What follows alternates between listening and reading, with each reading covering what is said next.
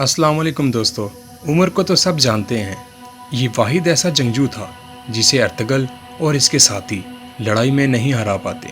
ईसाईयत छोड़कर इब्नुल अरबी के हाथों इस्लाम कबूल किया और शहादत का दर्जा हासिल किया। उमर जब ईसाई था तब उसने बहुत से मुसलमान बच्चों, औरतों और जवानों को शहीद किया था।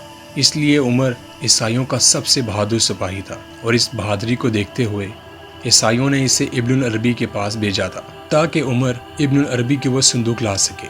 मगर जब उमर इब्नुल अरबी के पास जाता है तो वहाँ अर्तगल और इसके सिपाही आ जाते हैं और वहीं उमर को कोई नहीं हरा सकता।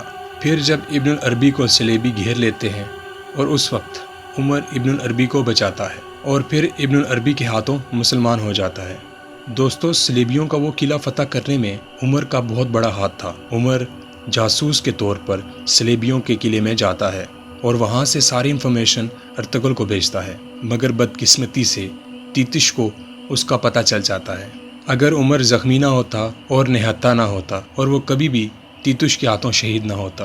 दोस्तों, मुझे अभी तक वो सीन नहीं भूलता जब अर्तगल को सलेबी पकड़ के लेके जा रहे होते हैं और इब्नुल अरबी उमर को भेजते हैं और ये रास्ते में दरख्त के नीचे बैठा होता है और ईसाई कहते हैं, हट जाओ मेरे रास्ते से। और उमर जवाब देता है कि हिम्मत है तो हटा कर दिखाओ। असली ज़िंदगी में उमर का ताल्लुक़ ऑस्ट्रेलिया से है और कमाल की बात यह है कि उमर असली ज़िंदगी में भी पहले ईसाई थे और बाद में पूरी फैमिली समेत इस्लाम कबूल किया।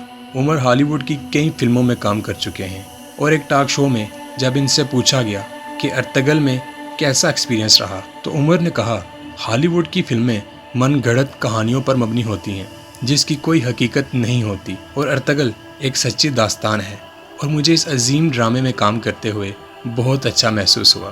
दोस्तों, बेशक उमर एक बहादुर और ख़ूबसूरत इंसान था।